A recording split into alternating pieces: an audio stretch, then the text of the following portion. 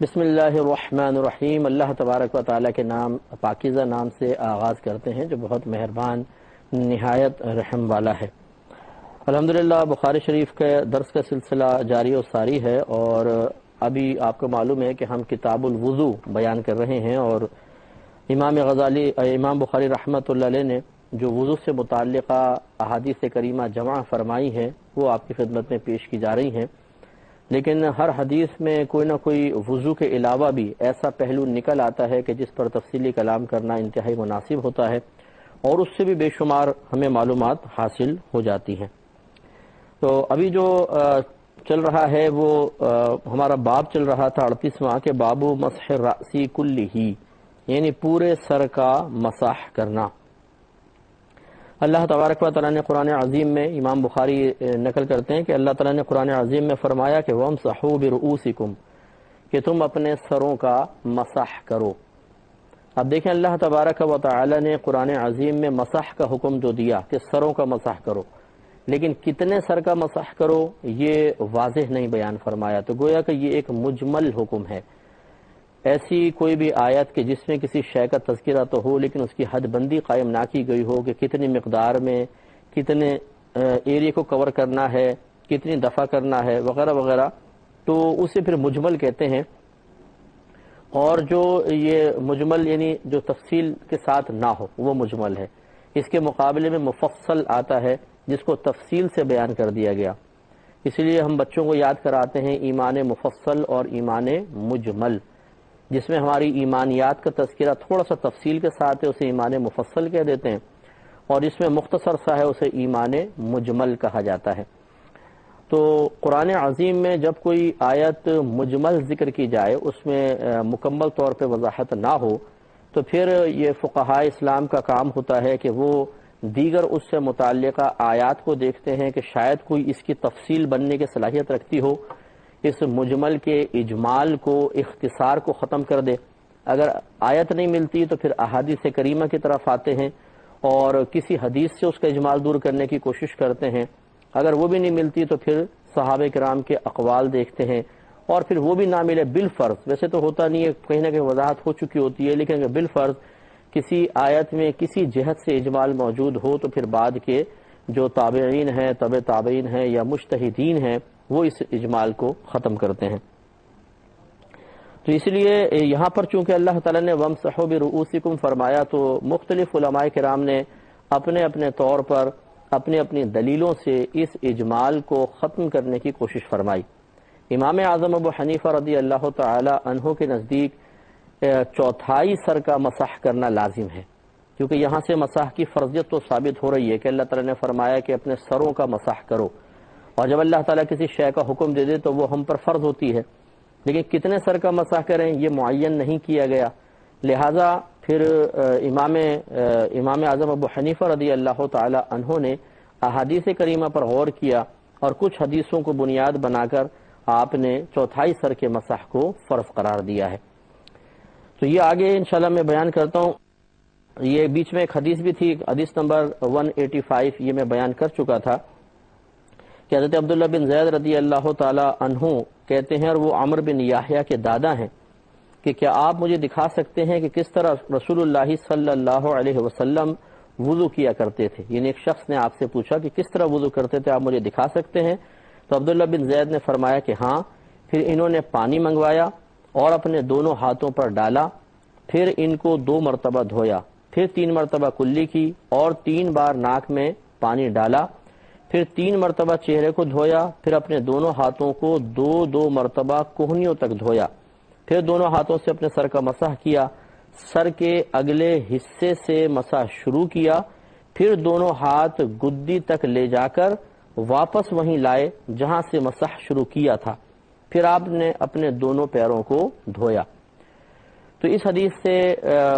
معلوم ہوا کہ حضرت یہ یحییٰ عمر بن یحییٰ کے دادا ہیں یہ عبداللہ بن زید، ان کا یہ عمل ثابت ہوا کہ آپ نے پورے سر کا مسح کیا، آخر تک لے کر گئے اور پھر اوپر لے کر آئے۔ تو یہ اس پہ ہم تھوڑا سا کلام کر چکے ہیں، تو گویا کہ آپ نے مسح کا ایک طریقہ بیان فرمایا، اور یقینی سی بات ہے کہ منسوب کیا اس طرف کہ نبی کریم صلی اللہ علیہ وسلم نے اس طرح وضو کیا ہے۔ لیکن ہماری دلیل جو ہے جو امام اعظم ابو حنیفہ رضی اللہ تعالی عنہ نے پیش کی ہے، یہ امام مسلم نے اس کو مسلم شریف میں لکھا ہے، وہ میں عرض کر دیتا ہوں۔ حضرت مغیرہ بن شعبہ رضی اللہ تعالی عنہ بیان کرتے ہیں کہ نبی کریم صلی اللہ علیہ وسلم نے وضو کیا، پھر آپ نے اپنی پیشانی کی مقدار سر پر مسح کیا اور امامے اور موزوں پر مسح کیا۔ تو اب ایک تو ہے پیشانی کی مقدار، اگر آپ پیشانی کی مقدار کو ناپ کے پھر سر کو دیکھیں تو سر کے اگر 4 ٹکڑے کیے جائیں تو یہ چوتھائی سر کے برابر تقریباً بنتا ہے، کیونکہ نبی کریم صلی اللہ علیہ وسلم کی پیشانی مبارکہ کشادہ تھی جو کہ وجاہت کی علامت ہے، اور تو وہ چوتھائی سر تک پہنچتی تھی۔ ابھی ایک جیسے حضرت زید کے حدیث سے ثابت ہوا کہ آپ نے پورے سر کا مسح کیا، مغیرہ بن شعبہ رضی اللہ تعالیٰ عنہ کی حدیث سے کم از کم چوتھائی سر کا مسح ثابت ہوا۔ تو جب اس طریقے سے ٹکراؤ پیدا ہوتا ہے تو پھر کم از کم والی حدیث کو لیتے ہیں کہ کم از کم چوتھائی سر تو فرض ہے، کیونکہ اگر پورا سر فرض ہوتا بالفرض تو پھر مغیرہ بن شعبہ رضی اللہ تعالی عنہ نے جو دیکھا اسے کیسے غلط قرار دیا جائے؟ تو اس لیے پھر ان میں تطبیق کی صورت یہ ہے کہ یوں کہا جائے کہ یعنی موافقت دونوں حدیثوں میں پیدا کرنے کی صورت یہ ہے کہ یہ کہا جائے کہ حضرت مغیرہ بن شعبہ رضی اللہ تعالی عنہ کی حدیث سے چوتھائی سر کے مسح کا فرض ہونا ثابت ہوا، اور زید رضی اللہ تعالی عنہ کی حدیث سے ثابت ہوا کہ پورے سر کا مسح کرنا مستحب ہے۔ اس لیے امام اعظم یہی فرماتے ہیں کہ پورے سر کا مسح کیا جائے یہ افضل ہے، لیکن اگر کسی نے چوتھائی سر کا مسح کر لیا تو اس کا فرض ادا ہو جائے گا۔ تو اس لیے مسح کم از کم چوتھائی سر کا ہونا چاہیے۔ اب یہاں جو تھوڑی سی ہے کہ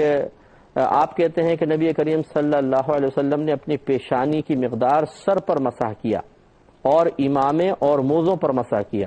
اب امامے پہ تو کوئی مسح نہیں ہوتا ہے، یہ امامے پہ اصل میں آپ کو محسوس ہوا کہ جیسے فقہا فرماتے ہیں کہ سرکار نے وضو فرمایا ہوگا اور امامہ شریف سر پر رکھا ہوگا، پھر اس کو تھوڑا پیچھے کیا اور سر کا چوتھائی سر کا مسح کیا، پھر امامہ آگے کر لیا، تو آپ کو ایسا محسوس ہوا جیسے امامے پر بھی مسح کیا گیا ہے، حالانکہ نبی کریم صلی اللہ علیہ وسلم نے امامے پر مسح نہیں فرمایا تھا۔ تو حضرت مغیرہ بن شعبہ رضی اللہ تعالیٰ عنہ کو جو محسوس ہوا آپ نے اس کو بیان کر دیا۔ اسی طریقے سے موزوں پر مسح یہ کہتے ہیں سرکار نے کیا، میں نے اس کو ملاحظہ کیا، اسی میں وضاحت کر چکا ہوں کہ چمڑے کے اگر موزے ہوں تو ان پر مسح کیا جا سکتا ہے۔ اگلے باب کی طرف آتے ہیں، باب غسل رجلین الی الکعبین، یعنی ٹخنوں سمیت دونوں پیروں کو دھونے کا باب۔ حدیث نمبر 186 ہے، جس میں حضرت عمر بن ابو حسن رضی اللہ تعالی عنہ اس کے راوی ہیں۔ انہوں نے حضرت عبداللہ بن زید رضی اللہ تعالی عنہ سے نبی کریم صلی اللہ علیہ وسلم کے وضو کے متعلق سوال کیا۔ بس انہوں نے جب یہ سوال کیا کہ جی مجھے بتائیے کیسے نبی کریم صلی اللہ علیہ وسلم وضو فرمایا کرتے تھے، تو انہوں نے پانی کا ایک بڑا سا برتن منگایا، جس کو ہم تسلا کہتے ہیں، بعض تشلا کہتے ہیں، بڑا ایسا برتن ہوتا ہے، وہ منگایا۔ پھر ان کے لیے نبی کریم صلی اللہ علیہ وسلم کے وضو کی مثل وضو کیا، چنانچہ اس برتن سے اپنے ہاتھ پر پانی انڈیلا، پھر 3 بار اپنے ہاتھوں کو دھویا، پھر اس برتن میں ہاتھ ڈال کر 3 بار چلو پانی کے لیے اور کلی کی، پھر ناک میں پانی ڈالا، یعنی اب جیسے برتن پہلے لائے گئے تو پہلے تو آپ نے دونوں ہاتھ دھوئے، پھر برتن میں ہاتھ ڈال کر آپ نے وضو شروع فرمایا، تو 3 چلو پانی کے لیے، پھر کلی کی اور ناک میں پانی ڈالا، پھر اس برتن میں ہاتھ ڈال کر 3 بار اپنے چہرے کو دھویا، پھر 2 مرتبہ اپنے ہاتھوں کو کوہنیوں تک دھویا، پھر اپنا ہاتھ برتن میں داخل کیا، پس اپنے سر کا مسح کیا، پھر دونوں ہاتھوں کو ایک بار سر کے اگلے حصے سے گدی تک لائے، پھر اپنے دونوں پیروں کو ٹخنوں تک دھویا۔ تو دیکھیں ان کا طریقہ کار کیا رہا کہ پیچھے لے جا کر واپس نہیں لائے، اور دوسری روایت میں تھا کہ واپس جہاں سے شروع کیا تھا وہاں تک لے کر آئے، تو اس لیے یہ بھی مستحب ہے، فقہا فرماتے ہیں کہ آگے سے رکھیں، پیچھے لے جائیں اور چھوڑ دیں، اور یہ بھی افضل ہے کہ پیچھے لے جائیں اور پھر آگے واپس لے آئیں، دونوں صورتیں بالکل جائز ہیں۔ اس سے دیکھیں معلوم ہوا کہ یہ صحابہ کرام تابعین ایک دوسرے سے نبی کریم صلی اللہ علیہ وسلم کے عمل مبارکہ کو پوچھا کرتے تھے، اور دوسرا بتانے میں شرم و عار محسوس نہیں کرتے تھے یا ٹالا نہیں کرتے تھے، بتا دیا کرتے تھے۔ آج یہ شوق و ذوق ہمارا ختم ہو گیا ہے کہ صحیح بیان کرنے والے کے پاس جا کر جو واقعی صاحب علم ہے اس سے کچھ سیکھنے کی کوشش کرنا یہ ہمارے درمیان میں ختم ہو چکا ہے۔ ہمارے بچوں کو عموماً یا تو سکھایا نہیں جاتا ہے، قاری حضرات زیادہ تر ایسے ہوتے ہیں کہ ہم صرف قرآن پڑھوانے بٹھاتے ہیں، وہ آخر قرآن پڑھا کے چلے جاتے ہیں، وہ مسائل نہیں سکھاتے، وہ نہ وضو کا طریقہ، نہ غسل کا طریقہ، نہ نماز کا طریقہ، اور اگر کہیں سکھایا جاتا ہے تو بہرحال بہت سی جگہ بہت اچھا سکھایا جاتا ہے، بعض جگہ بہت ہی سطحی قسم کا سکھایا جاتا ہے۔ اور اکثر ہم نے یہ دیکھا ہے کہ بچے مسجد میں جاتے ہیں اور جانے کے بعد جو نمازی حضرات وضو کر رہے ہوتے ہیں جس طرح کر رہے ہیں بس وہ دیکھ دیکھ کے سیکھتے ہیں۔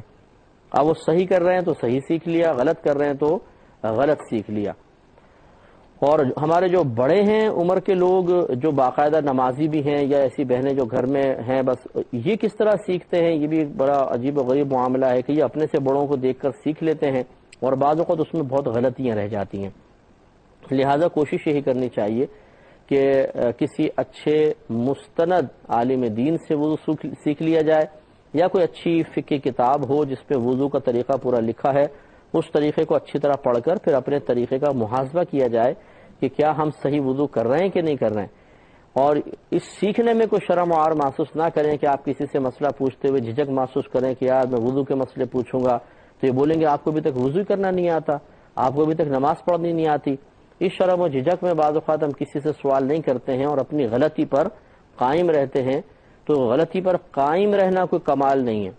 بلکہ اپنی شرم و جھجک کو دینی مسائل سیکھنے کے سلسلے میں وقتی طور پر ایک طرف کر کے ہمت کر کے مسئلہ دریافت کرنے میں کمال ہے، اور یہ کمال ہم میں سے ہر ایک کو حاصل کرنا چاہیے۔ آگے ایک باب قائم کیا ہے، باب استعمالی فضل وضوء الناس، وضو کے بچے ہوئے پانی کو استعمال کرنا، یعنی لوگوں کے وضو کے بچے ہوئے کو استعمال کرنے کا باب۔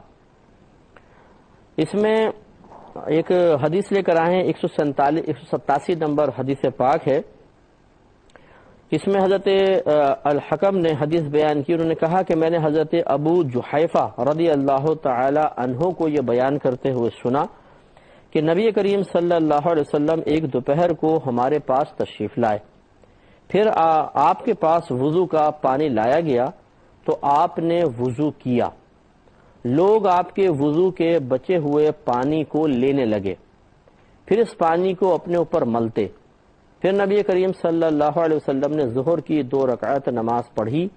اور عصر کی 2 رکعت نماز پڑھی، اور آپ کے سامنے ایک نیزہ مرکوز تھا، گاڑ دیا گیا تھا۔ تو ذرا غور کریں، اس میں حضرت ابو جحیفہ فرماتے ہیں کہ نبی کریم صلی اللہ علیہ وسلم ایک دوپہر ہمارے پاس آئے تو آپ نے وضو کا پانی منگوایا۔ یہ کسی دوران سفر یقیناً نبی کریم صلی اللہ علیہ وسلم تشریف لائے ہوں گے، کیونکہ آپ نے ظہر اور عصر کی قصر پڑھی ہیں 2 رکعتیں، تو نبی کریم تشریف لائے اور وضو کا پانی منگایا، پھر آپ نے وضو فرمایا، تو لوگ اس وضو کے جو سرکار وضو فرماتے تھے قطرات گر رہے ہوتے تھے ان کو اپنے ہاتھ پہ لیتے تھے اور اپنے اوپر مل لیا کرتے تھے تبرکن برکت کے لیے۔ تو اب اس کو پہلے یہاں تھوڑا سی ایک بات سمجھیے کہ نجاست جو ہوتی ہے، گندگی جو ہوتی ہے، 2 طرح کی ہوتی ہے۔ اگر ایسی نجاست ہے کہ اس کو آپ دیکھ سکیں، آپ اسے چھو سکتے ہیں، اس کی کوئی اسمیل ہو، تو اسے کہتے ہیں نجاست حقیقیہ، جیسے پیشاب وغیرہ۔ اور ایک نجاست ایسی ہوتی ہے جس کو نہ آپ دیکھ سکتے ہیں، نہ آپ چھو سکتے ہیں، نہ اس کی کوئی اسمیل ہوتی ہے، لیکن شریعت کہتی ہے کہ یہ ناپاکی ہے، تو ہم بس شریعت کا حکم مان لیتے ہیں کہ شریعت کہہ رہی ہے ناپاکی ہے تو مان لو، ہاں ظاہری علامت تو کوئی بھی نہیں ہوتی، اسے کہتے ہیں نجاست حکمیہ۔ جیسے بے وضو پن ایک نجاست حکمیہ ہے، حالت جنابت نجاست حکمیہ ہے، اسی طرح حیض و نفاس کی حالت یہ بھی نجاست حکمیہ میں آتی ہے۔ یہی وجہ ہے کہ آپ دیکھیں ایک بے وضو آدمی کو بٹھا لیں اور ایک بے وضو آدمی کو بٹھا لیں اور پھر پوچھیں کہ بتاؤ ان میں سے بے وضو کون ہے یا باوضو کون ہے، تو ہم فرق نہیں کر سکتے ہیں، کیونکہ ایسا نہیں ہے کہ بے وضو شخص کے اوپر کوئی ظاہری طور پہ نجاست نظر آئے، کوئی اسمیل وغیرہ اس سے آ رہی ہو، یا ہم اس کو یہ چھو کر دیکھ لیں کہ بے وضو پن ہے یا نہیں ہے، یہ معلوم نہیں چل سکتا۔ تو لہذا معلوم ہوا کہ یہ چیزیں نجاست حکمیہ میں آتی ہیں۔ اب جب انسان وضو کرتا ہے، اسی لیے دیکھیں اللہ تبارک و تعالی نے، اس کے رسول کریم صلی اللہ علیہ وسلم نے ہمیں بے وضو حالت میں نماز میں آنے سے منع کر دیا۔ اگر ہم پاک ہوتے، ہمارے بدن پہ نجاست نہ ہوتی تو ہم نماز کے قابل تھے۔ اس کا مطلب یہ ہوا کہ جب تک وضو نہیں کریں گے ایک نجاست ہم سے دور نہیں ہوگی، بے وضو پن کی نجاست، اور جب تک وہ دور نہیں ہوگی گویا کہ ہم نجس ہیں، جب نجس ہیں تو نماز نہیں پڑھ سکتے۔ اس لیے جب ہم وضو کرتے ہیں تو گویا کہ وضو کا پانی ہماری اس نجاست کو لے کر زمین پر گر رہا ہوتا ہے۔ جیسے امام اعظم ابو حنیفہ رضی اللہ تعالی عنہ کو اللہ نے یہ کرامت عطا فرمائی تھی کہ جب کوئی شخص وضو کرتا تو آپ اس کے وضو کے قطرات کے ساتھ گرنے والے گناہوں کو دیکھ لیا کرتے تھے۔ لہذا ایک مرتبہ آپ نے ایک نوجوان کو ملاحظہ کیا وضو کر رہا ہے تو آپ نے اپنے پاس بلایا اور فرمایا کہ بیٹا اللہ تعالیٰ کی اپنے ماں باپ کی نافرمانی مت کیا کرو۔ تو اس نے کہا جی میں بالکل اب فرما برداری کروں گا۔ تو پھر آپ نے ارشاد فرمایا جب وہ چلا گیا تو آپ نے اپنے جو رفقات ہیں ان سے ارشاد فرمایا کہ جب یہ وضو کر رہا تھا تو میں نے دیکھا کہ اس کے وضو کے پانی کے ساتھ ماں باپ کی نافرمانی کا گناہ دھل رہا ہے، تو اس کو دیکھ لیا میں نے۔ پھر بعد میں یہ روایت میں آتا ہے کہ امام اعظم رضی اللہ تعالیٰ عنہ نے اللہ تعالیٰ کی بارگاہ میں عرض کیا رب کریم تو مجھ سے یہ میری کرامت یہ صلاحیت کو چھین لے، اس لیے کہ میں نہیں چاہتا ہوں کہ مسلمان بھائیوں کے عیوب و نقائص پر میری نگاہ پڑے۔ تو پھر آپ کی یہ سمجھ لیں جو اللہ نے آپ کو وصف عطا فرمایا تھا یہ ختم ہو گیا۔ لیکن یہ ضرور ہے کہ اسی طرح علماء فرماتے ہیں کہ اگر کوئی باطنی نگاہوں والا کسی تالاب میں جو لوگ وضو کر رہے ہوں تو وہ بے وضو ہاتھ ڈالتے ہیں، اگر وہ آنکھوں والا ہو یعنی باطنی آنکھیں اس کی روشن ہو تو وہ دیکھے گا کہ وہ پانی انتہائی کالا سیاہ ہو چکا ہوگا گناہوں کی آلودگی کی وجہ سے، نجاست حکمیہ کی وجہ سے، لیکن وہ ہمیں نظر نہیں آتا ہے۔ تو خلاصہ کلام یہ ہے کہ جب اعضاء وضو پر پانی لگتا ہے اور وہ پانی زمین پر گر رہا ہوتا ہے تو چونکہ وہ گناہوں کی آلودگی کے ساتھ نیچے گر رہا ہوتا ہے، اس کے علاوہ جو ہم پر ایک نجاست حکمیہ ہے وہ بھی اس میں ملی ہوتی ہے، لہذا اسی لیے اس پانی کو مستعمل پانی کہتے ہیں، استعمال شدہ پانی کہتے ہیں، اور اس پانی کو اپنے کپڑوں پہ جان بوجھ کے گرانا یا مطلب مسجد کے فرش پر گرانا یہ منع ہوتا ہے۔ اپنے کپڑوں پہ گرے تو یہ مکروہ تنزیہی ہے، یعنی شریعت نے ناپسند کیا لیکن گناہ نہیں ہے۔ لیکن مسجد کے فرش کے بارے میں علماء ارشاد فرماتے ہیں کہ جو وضو کا پانی وہاں پر گرائے گا تو یہ مکروہ تحریمی فعل ہے، کیونکہ وہ گناہوں کی آلودگی کے ساتھ وہ پانی ہے، گندا پانی ہے، نجاست حکمیہ کے ساتھ ہے، اور وہ فرش پہ گر رہا ہو تو یہ مناسب نہیں ہے۔ اسی لیے جب ہم وضو خانے پہ مثال کے طور پہ وضو کر لیں تو کوئی رومال وغیرہ اپنے پاس رکھیں اور چہرہ وغیرہ ہاتھ کم از کم اتنے خشک کر لیں کہ ٹپکنے والے قطرات ٹپکنا بند کر دیں، یعنی وہ موقوف ہو جائیں، چاہے تری تھوڑی سی رہے اور گیلا پن رہنا بھی چاہیے، پھر مسجد میں آئیں۔ یہ تھوڑا سا اپنے ذہن میں رکھیں۔ تو یہ تھوڑی سی میں تمہید باندھ رہا تھا یہاں تک پہنچنے کے لیے، لیکن وقت کی قلت کی بنا پر ابھی مکمل نہیں کر سکوں گا۔ انشاءاللہ نیکسٹ پروگرام میں عرض کروں گا۔ وآخر دعوانا ان الحمدللہ رب العالمین۔